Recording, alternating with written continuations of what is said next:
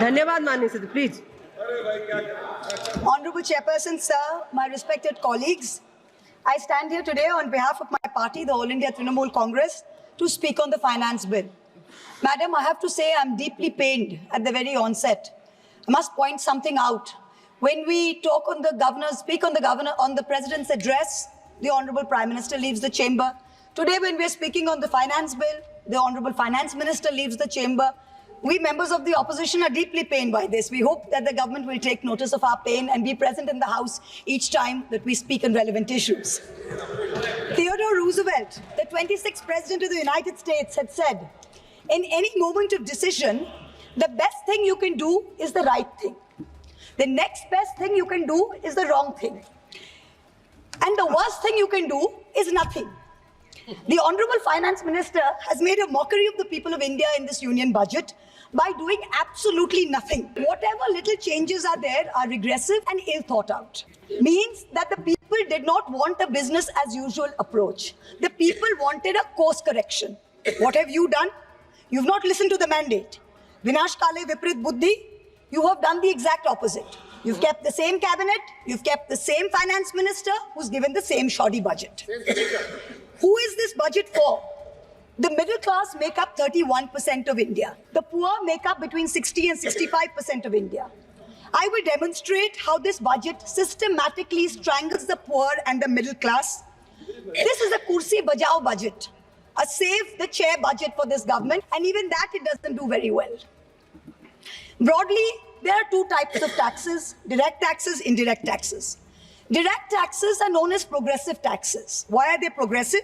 So income tax, property tax, investment tax on capital gains, these are done in a way that the richer you are, the more tax you pay. So they're kind of fairer. Sir, please. Sir.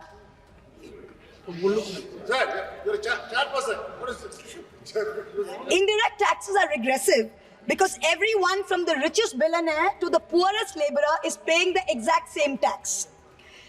So GST, duties on petrol, duties on diesel are all indirect taxes. When we strive for a fair and equitable economy, we must have the balance of direct taxes and indirect taxes right. The US and the Europe broadly collect about 60% through direct taxes and 40% through indirect taxes. Some Scandinavian states with welfare model collect 70% through direct taxes, 30% from indirect taxes. In India, it is the exact opposite. 65% of tax collection comes from indirect taxes, where billionaires pay the same as the poorest laborers, and only 35% comes from direct taxes. Even within the direct tax bracket, for the first time in our country's history, salaried professionals and the middle class are sharing a greater tax burden than rich corporates. The middle class is contributing 55% of direct income taxes under this government, up from 38% under the UPA. The richest corporates in India today contribute only 45% of direct taxes. Not only is the middle class being taxed, but now with this budget, the savings of the middle class have also been taxed with removal of indexation and with a rise in the short-term capital gains. Investors who've made more than 11% return, we've done the calculation, that's about the threshold rate. If you have made more than 11% returns, so if you've made higher returns, then this new tax regime with the removal of indexation has happened is good for you. Now, people like our parents, pensioners, salaried middle class, risk-averse people who invested in gold, in property, in debt mutual funds, the removal of indexation has harmed them disproportionately. So the middle class has lost out. Debt mutual fund holders will end up paying more than 40% more tax because indexation is being changed from 20% to 12% for investments made before April 1st, 2023. So this is effectively penalizing those who've made low profits. You've anyway made lower profits. People think real estate has made enormous profits. If you look at RBI's housing index for the past 10 years, the average rise in property prices has been between 4.5% and 5%. So if the middle class is invested in property that is below 11% return, so indexation is going to harm you. The current GST regime is irrational and iniquitous. There is 18% GST levied on life insurance and medical insurance products. The Honorable MOS Finance yesterday, on Monday, told this House that the government has collected 8,263 crores as GST on health insurance for the fiscal year 23-24 alone. This is blood money. Our Honorable Chief Minister Mamata Banerjee wrote a letter to the Finance Minister, to the centre, pointing out that this is a completely anti-people tax. What is life insurance? What is health insurance? It is people guaranteeing and spending money and protecting against life's uncertainties, against accident, against injury, against ill health, against death. What are you doing? You are imposing GST, same rate that a billionaire pays, the poorest middle class person has to pay. So people are deterred from taking out new policies. People are deterred from continuing existing insurance. This should be removed at the earliest. Now let me now move on to what affects more than 70% of Indian citizens, social sector allocations. The general trend over the past decade, in every budget in the last 10 years, of which our Honorable Finance Minister has presented 7, has been in nominal terms, you have allocated more money to the social sector. But if you account for inflation and you look at real allocations, inflation adjusted, allocations have seen reductions of over 25% in the past 10 years. I'm going to look at real allocations, that is adjusted for inflation, for some major schemes in the past 10 years. Sarva Shiksha Abhijan, minus 18%.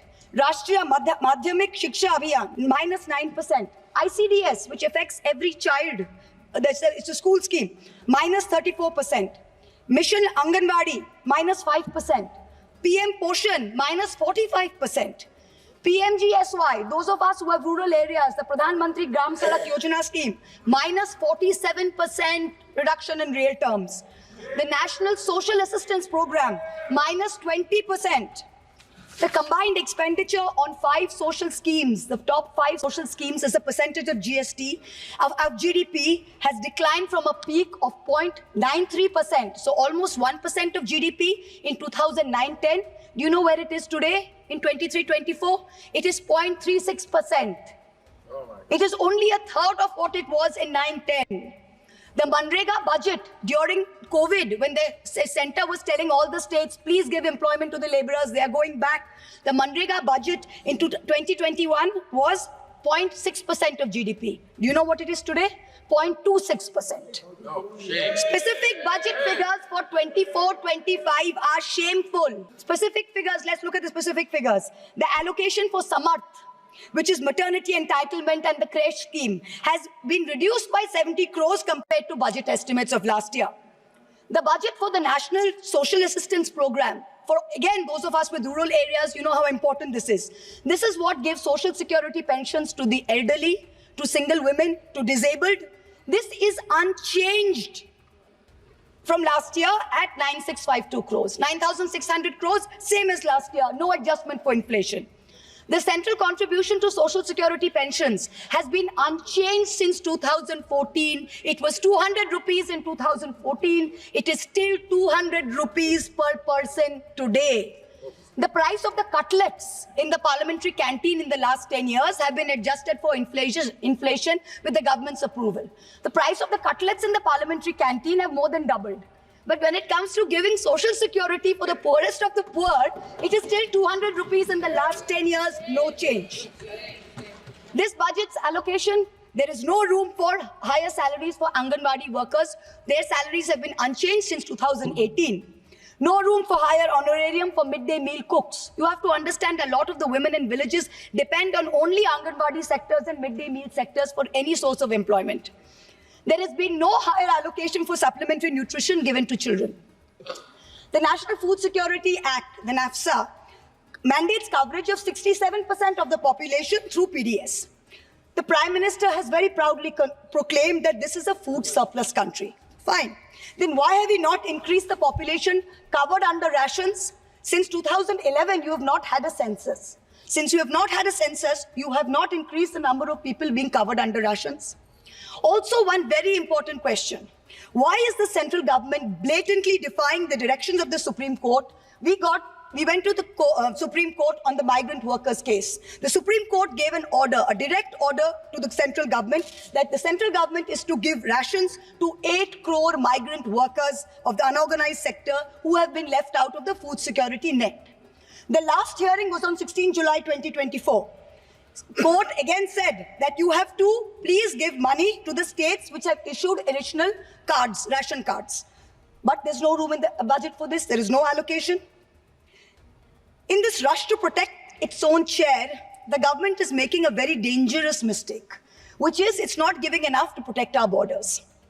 Military experts have repeatedly warned us that India's military capability has to be modernized because we are fighting on two fronts. One is against China, we need a dissuasive deterrent. Against Pakistan, we need an offensive deterrent. The budgetary allocation for defense in this budget is 6.22 lakh crores. This is a marginal decrease of 2,000 crores compared to revised budget estimates. We have reduced it by 2,000 crores. This year's allocation, the budget defense allocation is 1.9% of GDP. This is the lowest since 1960, the lowest. Shame. Despite many economic constraints, past governments had always given close to 3% of GDP, which is the universal norm for defense. Over the last decade, ever since this government's been in power, it's been hovering around 2%. We have been unable as a government to compel China to restore status quo ante-April 2020 on the line of actual control. We have been unable to deter Pakistan. In the last 2 months alone, over 50 security personnel and about 10 civilian pilgrims have been killed in Jammu. Capital expenditure on military equipment, 1.7 lakh crores. On paper, this shows that it's almost a 10% increase. What we haven't taken into consideration is this increase was largely due to Russia's inability to supply contracted weapons to us because of the Ukraine war. If we take into account inflation and we take into account the rising dollar rate, we're almost flat. The gap between projections made by the armed forces and between actual allocation is 17 to 23%. That's the gap. कुर्सी बचाने में आप मस्त थे, देश को भी देखिए. We need close to 3%, 2.5 to 3% of GDP to defense. This is something that the country needs to look at. The Honorable Finance Minister started off her speech by talking about the focus on Annadata or farmers and how much this government has done for farmers. The Economic Survey of 24 says 42.3% of Indians depend on agriculture. That's 600 million people, that's 60 crore people. If I looked at the Economic Survey, 22nd July, very carefully. What did the headline say? The headline says, agricultural sector has registered an annual average growth rate of 4.18% in the last 5 years. But then I needed to read and read and read. And in the fine print was written that last year was only 1.4%. So 4.18 over last 5 years is anyway, when you compare it to inflation, is nothing. But when you compare last year's growth of only 1.4%, what is it saying for 60 crore of our people who depend on farming? Productivity and resilience in agriculture was one of the first themes, priority number 1, according to the Finance Minister's budget. She had made 9 priorities. This was priority 1. But the provision for agriculture and allied sectors is only 1,52,000 crores. Whereas the provision for one bullet train from Ahmedabad to Mumbai is 1,08,000 crores. Please look at the comparisons, everybody. Priority 2, Finance Minister said, is employment and skilling. This government has got the worst track record of creating jobs. India has more jobs in the informal sector, not in the formal sector. The budget is talking of an internship program with the top 500 companies. This is a joke. The top 500 companies employ 70 lakh people in total. That is 1% of the total workforce. Our workforce is about 57 crores. You are expecting companies which have a total which employ 70 lakh people to give employment to 1 crore interns. Please let us know how this is going to happen. I'm really curious. The real problem is somewhere else. The real problem is that 10.3 crore youth have basically become so dejected, they have given up looking for jobs. The Finance Minister, she mentions skilling loans, she mentions education loans. Skilling loans are for 25,000 people, education loans are for 1 lakh people. The country has 140 crore people. Now, what are we doing? Priority 3, according to the Finance Minister, inclusive human resource development and social justice. In this section, the budget says, first on Bihar, we will support expressways. What you're not saying is that you will make expressways which will charge very high tolls. So you are recovering the money, you're not doing anyone a favor. You're charging back-breaking tolls. You might give another bridge which might collapse. Yes. You will set up another power plant, which like Jharkhand may also be outsourced to a favorite businessman. He can be given a nice juicy PPA and sell more imported coal. Secondly, on Andhra, there are no grants, but only loans, that too from multilateral agencies. So basically, dollar loans will be given to Andhra Pradesh, which future generations will have to pay back with interest. There was also another sweeping statement. Grants for backward regions of Rayalaseema, Prakasam and North Coastal Andhra, as stated in the Act, will be provided. I looked in the entire demand for grants with a tooth comb, with a microscope. And I looked at the expenditure budget. Nothing was provided anywhere. I don't see the intelligent people of Andhra being fooled by this. Priority 4, manufacturing and services. The finance minister has devoted an entire section on how MSMEs are a priority. I believe her. Yes, it should be a priority. But I'm very confused. Most medium and small enterprises are either proprietorships or partnerships. Madam, can you please explain why these proprietorships and partnerships are taxed at higher rates than companies? This makes no sense. Is the A-team the only businesses who are sending truckloads and tempo loads? MSMEs are not sending. Is that the problem? And also, the government needs to get rid of the bizarre 29A of the Insolvency and Bankruptcy Code, because it is killing companies that are in trouble. It does not allow promoters to propose a resolution plan. As long as we have this code, promoters cannot propose a resolution plan. We need to get rid of this. Priority 5 in the finance minister's speech, urban development. The Prime Minister had said every citizen will get a house by 2022. We are now in 2024 and we are still making allocation for 3 crore more houses. Yes. Can you please tell us how many more houses we need and when it's going to be done? Let's get this over with. 2047. Priority 6, energy security. The less I speak about this, the better it is. Energy security is security for best friends. It's created by allowing best friends to import low-grade quality coal, mark it up as high-grade quality coal, and sell it to state development corporations at the cost of the country's environment, at the cost of the health of our citizens. Shame on. Priority 7, the finance minister said, was infrastructure.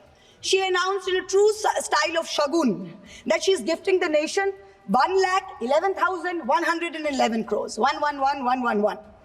This is flat on last year. Sadly, most of this will go towards crony capitalists. You'll make roads that have potholes, you'll have airports that leak, you will have bridges that fall out, and the taxpayer will pay for this. The budget speaks of private sector participation. But remember one thing, they bid out 6 airports to one company for a fee to be paid by the government. Then they created a policy that allows the regulator to keep increasing the user development fee. So actually, it's the flying public of India that are paying for this. Priority 8, innovation, research and development. Grand words, these are just grand words. The finance minister seems to have forgotten that most entrepreneurs register their product and software IPs in foreign countries like the US, since IP registration system for patents is a complete failure in our country. Unless you fix patent registration, this is not going to happen. The last priority she talks about is next generation reforms. This is also another Jamla. She says, I propose to earmark a significant part of a 50-year interest-free loan for competitive federalism. So this is double speak.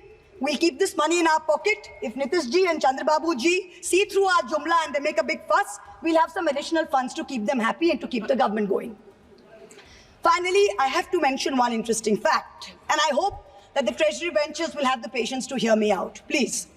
I wholly agree with the finance minister on one thing. The budgets for the CBI and the ED have been reduced this year, and I was wondering why. Is it because the voters didn't like the fact that you were using the CBI and the ED to go after the opposition and file fake affidavits? Or is it because you have outsourced the CBI and the ED completely to a businessman in Ahmedabad who's controlling the whole thing? Why have you reduced it? Number one, the former Maharashtra Home Minister highlighted how BJP leaders and agencies have threatened him to filing a fake affidavit. In the case of Sandesh Khali in West Bengal, the women have confirmed on video that BJP leaders forced them to file fake statements. Similarly, I'm told in my matter, Mr. Adani on October 16, 2023, got my friend to his office in Ahmedabad and threatened him with dire consequences to file a fake affidavit. Actually, it was Mr. Adani's in-law, Mr. Cyril Shroff, who filed the fake affidavit and forced him to sign it. Even today, every mid-level official in Adani's office calls mid-level officials in the CBI and says 161 statement change कराइए, आपका sir को बुलाइए, madam के against में statement दीजिए. I am telling the CBI via you, madam, please take a 164 statement once and for all. Don't keep calling back people at Adani's behest to change 161 statements to implicate me. It's going to get you nowhere. Let us reduce the CBI and the ED budget to zero. Let us, Mr. Adani, pay the full 1,500 crores. Let us outsource it completely to him. End of story. In short, this Kursi Bajao budget is a desperate attempt by the government to stick its head in the sand and act like that the mandate of 2024 never happened. But the coming days are going to prove the instability of this government and the inefficacy of its economic policy. We wait for that day. Thank you very much, madam. Thank you. माननीय सदस्य The honorable member has made specific allegation against the government of a particular business house, and she has been tortured like anything. The matter may be referred to the privilege committee. Suo privilege committee has to take action on this. It was very serious allegation. A member of parliament is being tortured by a business house, and still it is being doing. That has to be looked into by the privilege committee. The privilege of सभापति महोदया, ये जिस case के बारे में जिक्र कर रही हैं, वो लोकपाल पर मेरा केस है। मेरा केस है, मैंने कंप्लेन किया है, मेरे कंप्लेन पर वो केस है।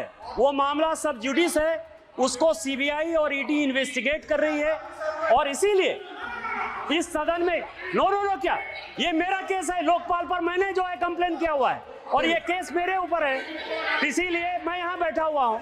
ये कुछ भी हो रहा है तो दरअसल हीरानंदानी को यदि हिम्मत है जिसके बारे में ये बात कर रही है, उसको हिंदुस्तान में आके सीबीआई उसको बुला रही है, वो आ क्यों नहीं रहा है? माननीय सदस्य श्री अरुण नेहरू जी।